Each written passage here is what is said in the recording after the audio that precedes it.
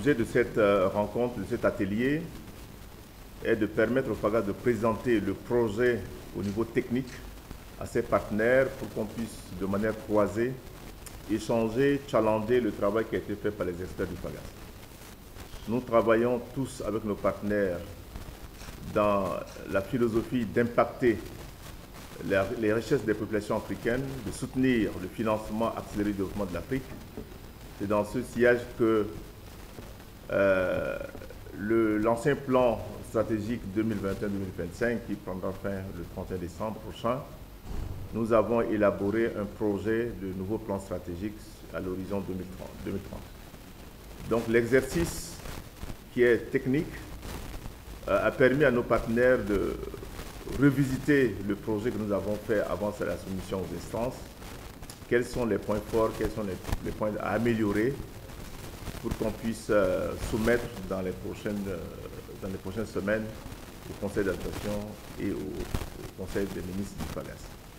Donc, un nouveau plan stratégique est en cours et dans le prolongement par continuité de l'ancien plan, mais nous sommes résolus à renforcer la gouvernance, l'expertise, à développer de nouveaux instruments financiers pour pouvoir accompagner le secteur bancaire, renforcer notre gouvernance par la supervision des instances comme les banques centrales qui nous évaluent dans le cadre du bureau indépendant d'évaluation, et en fait de permettre également au cadre du FAGAS d'être à la hauteur de leur mission. Donc voilà l'objectif qui a vu la participation de toutes les institutions bancaires, les banques centrales, les fonds de garantie africains respectivement de leur pays et les SGI qui nous ont accompagnés pour pouvoir améliorer ce projet à soumettre prochainement à l'adoption des instances. Je pense qu'en termes d'appréciation globale, on peut dire que le projet de plan stratégique qui nous a été soumis est un projet d'une très grande qualité. Et ce qui est important à relever, c'est que c'est un plan stratégique qui a été élaboré entièrement par les équipes internes du FAGAS.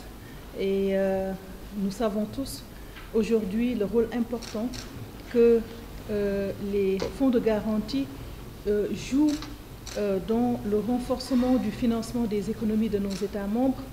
Les États membres du FAGAS et également de façon générale les États africains font face à des défis importants en matière de financement des secteurs clés. Et quand on parle de secteurs clés, on peut parler le financement du secteur agricole, le financement des petites et moyennes entreprises, mais également le financement de l'énergie, entre autres. Et je pense qu'après avoir revisité déjà le plan qui finit cette année, on a vu des avancées significatives qui ont été notées dans le cadre des actions qui ont été menées par le FAGAS pour le financement des secteurs clés que je viens d'évoquer. Et donc la BCEAO en tant que banque centrale et régulateur et aussi du secteur bancaire de l'UMOA donc vient également pour apporter sa contribution aussi dans le cadre donc, de ce plan stratégique qui concerne aussi le secteur bancaire qui est un des secteurs principal bénéficiaire donc, de la garantie du FAGAS.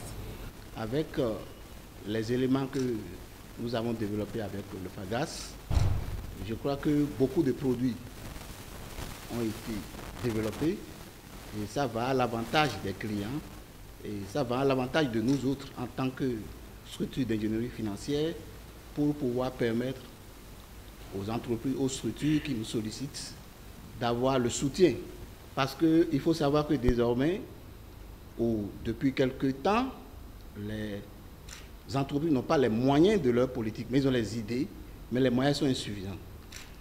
Une structure comme FAGAS vient à point nommé pour les garanties, pour soutenir ces structures, pour pouvoir obtenir des financements auprès des banques. Je crois qu'avec le plan stratégique que nous avons vu, il y a vraiment de l'espoir. Il y a vraiment de développement pour nos pays africains.